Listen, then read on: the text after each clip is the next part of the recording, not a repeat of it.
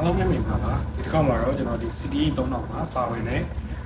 freeze က praise pack ကိုကျွန်တော်ဘယ်လိုအသုံးပြုရဲဘယ်လိုအသုံးဝင်လဲဆိုတော့ပြပြပေးပါမယ်ဖြစ်ပါတယ်ခင်ဗျာပထမဆုံးကျွန်တော်ဒီ freeze အကြောင်းလေးကိုကျွန်တော်ပြပြပေးမှာဖြစ်ပါတယ် freeze ကိုသုံးတာနဲ့မသုံးတာဘာကွာလဲဆိုတာကျွန်တော်လည်းဒီလိုဖိုက်ကြည့်လိုက်ကြအောင်အရင်ဆုံးပေါ့နော်ကျွန်တော်ဒီ freeze ကိုအသုံးမပြုဘဲနဲ့ကျွန်တော်တစ်ချက်ဆန်းကြည့်မယ်အဲဆိုရင်ကျွန်တော် rattan တစ်ခုရွေးလိုက်မယ်နော်ဟောပြီးဒါကတော့ကျွန်တော် chair rattan box ပေါ့အဲဆိုရင် rattan box ကိုကျွန်တော်တစ်ချက်ဖွင့်မယ်ဖတ်သွားကြည့်မယ်ဟောသူကတော့ဒီကျွန်တော်တို့ဒီအတန်ကျွန်တော်လိုချင်တာကတော့အတန်ပဲဗျာဒါပေမဲ့ rattan လဲသူက auto light ပြောင်းနေတယ်နောက်တစ်ခုထပ်ပြောင်းကြည့်မယ်ဗျာဟောထိုးနီးလောက်အောင်မယ်ကျွန်တော်ကလိုချင်တာအတန်ပဲဒီမှာဆိုလို့သူက rattan box ကနောက်ကနေမြဲတဲ့ light ပြီးတော့ပြောင်းပြီးအဲ့တော့ကျွန်တော်တို့ကဒီ free ဆိုတဲ့ cloud လေးကိုကျွန်တော်နှိပ်ထားလိုက်မယ်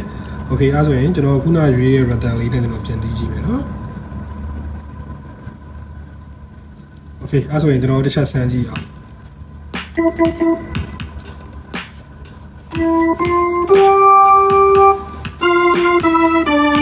နလိုမျိုးကျွန်တော်အနောက်ကနေပြီးတော့ rattan box မပြောင်းတော့ဘူးကျွန်တော်ပြောင်းသွားတာအတန်နေပဲဖြစ်တယ်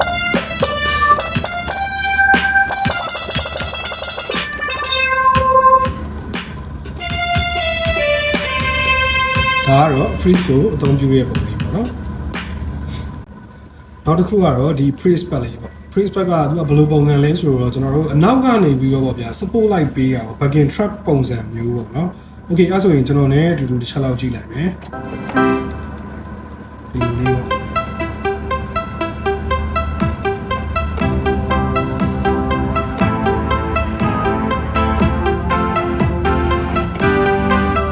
okay နောက်တစ်ခုပေါင်းလို့ဒါကဂီတာပေါ့နော်သူက၄ line ပါတယ်ပေါ့praise pack ကတော့ဒီလိုမျိုးပေါ့ကျွန်တော်တို့တကယ်လို့ဒီကောင်ကိုရက်ချင်နေဆိုရင်ကျွန်တော်ဒီဘေးနာ store ဆိုတဲ့ cloud လေးကိုကျွန်တော်တစ်ချက်နှိပ်မှဒီကောင်ရဲ့အတန်ရပါမှာပေါ့နော်ဟုတ်ကဲ့အားလုံးကိုကျေးဇူးတင်ပါ